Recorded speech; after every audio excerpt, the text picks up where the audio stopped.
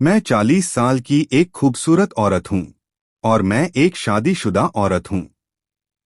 मेरा शौहर अहमद एक बड़े ओहदे पर फाइज है।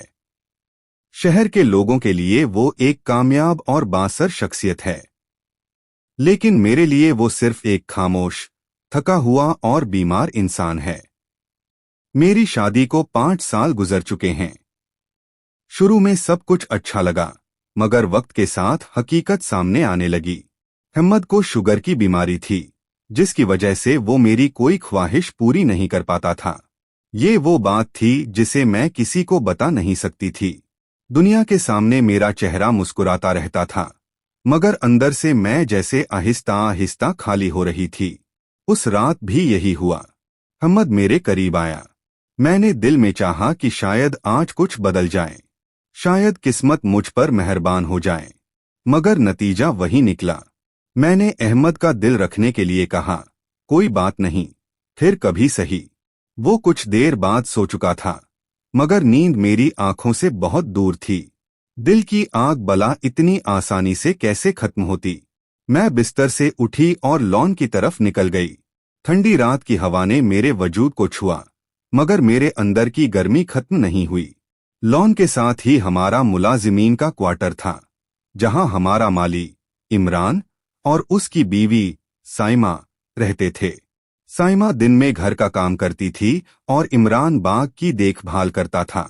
अभी मैं खामोशी से चहलकदमी कर रही थी कि अचानक मुलाजिमीन के क्वार्टर से कुछ आवाजें सुनाई दीं।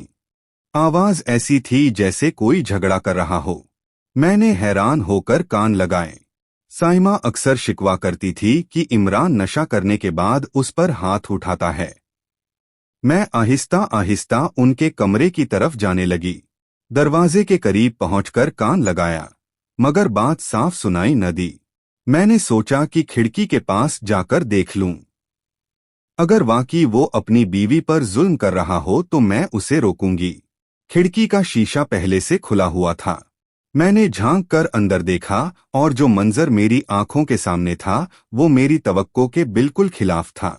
वहां मारपीट नहीं हो रही थी, वहां कुछ और चल रहा था, कुछ ऐसा जिसकी गवाही देने के लिए मेरे दिल ने जोर जोर से धड़कना शुरू कर दिया। मैं हैरान हुई कि रात के इस पहर, अंधेरों और सन्नाटे में वो मंजर मेरे लिए एक नए जहान की झलक था।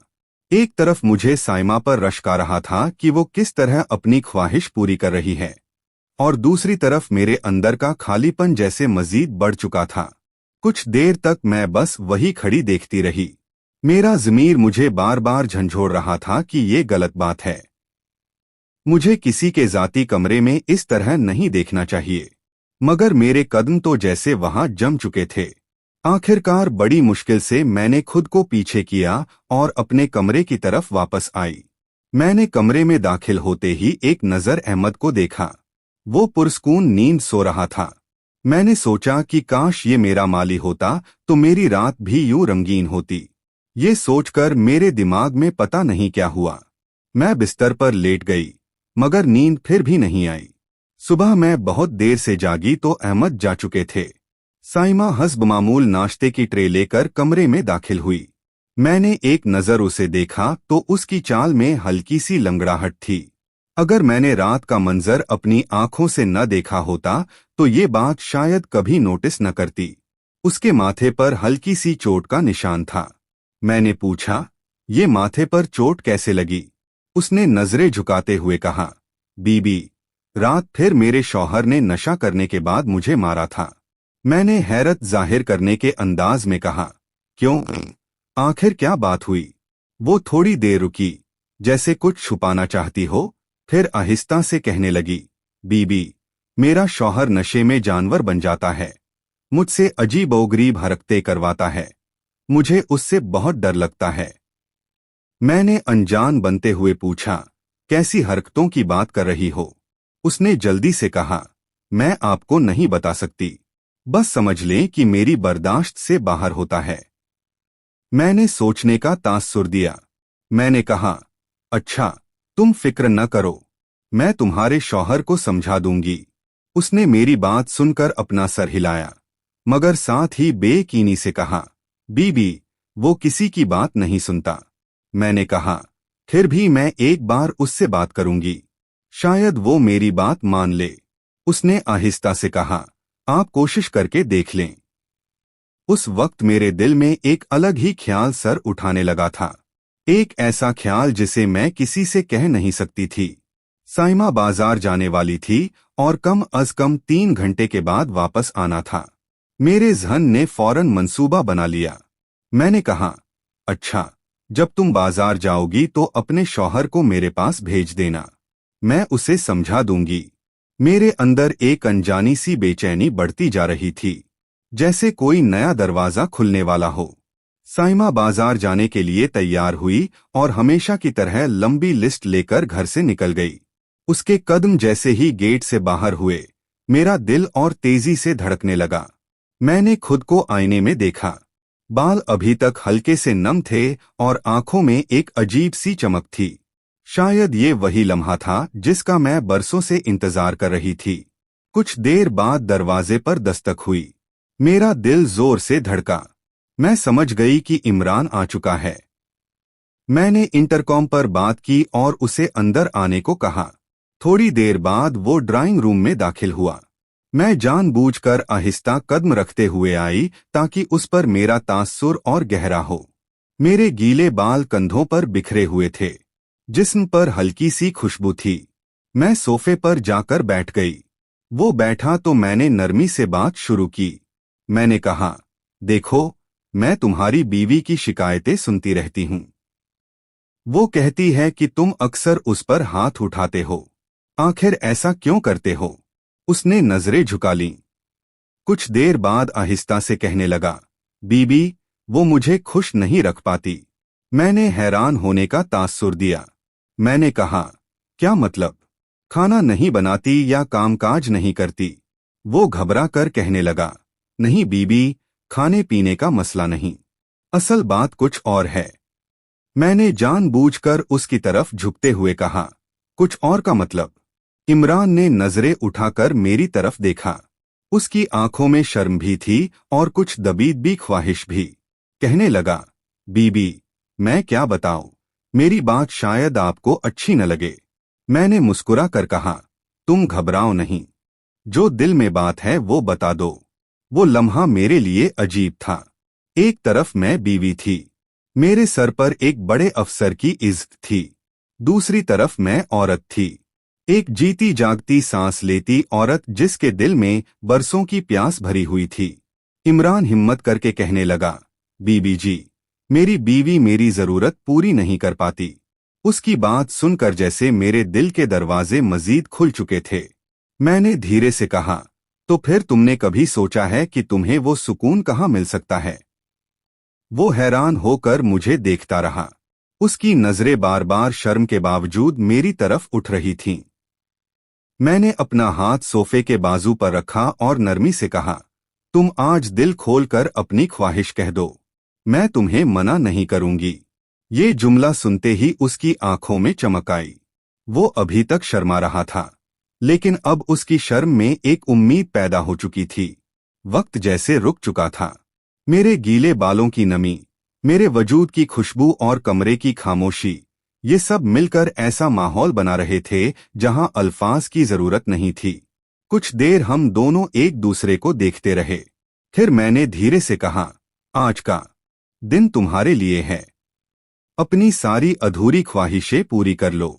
मेरी बात सुनते ही वो जैसे अपने होश खो बैठा था। उसके चेहरे पर खुशी और हैरत दोनों के आसार थे। कमरे का माहौल बदल रहा था, लेकिन अंदर एक नई कहानी लिखी जा रही थी। मेरा दिल धड़क रहा था, मगर साथ एक अजीब सा सुकून भी मिल रहा था। बरसों की प्यास जैसे आज बुझने को तैयार थी। आखिरकार वो लम्हा आया जब इमरान ने अपनी शर्म खत्म की।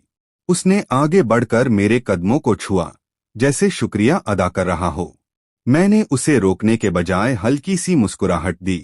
वो लम्हा एक नए रिश्ते की शुरुआत था, एक ऐसा रिश्ता जो दुनिया के सामने कभी नहीं आ सकता था, मगर हमारे दिलों के अंदर हमेशा जिंदा रहेगा।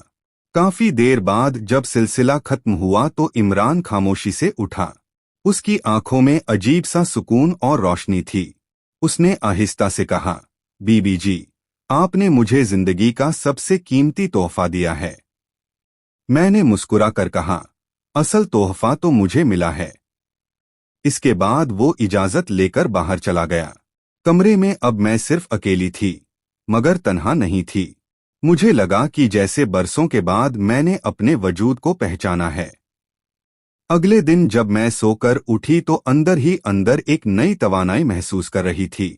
रात के ख्याल और कल जो कुछ हुआ था वो सब अभी तक मेरे ज़हन में था, मगर इसके साथ एक डर भी था। दिल में बार बार ख्याल आया, अगर ये राज कभी खुल गया तो फिर मेरा क्या होगा। नाश्ता करने के बाद मैंने साइमा को बहुत गौर से देखा। वो हस्ब मामूल काम कर रही थी, लेकिन उसके चेहरे पर एक इत्मीनान था।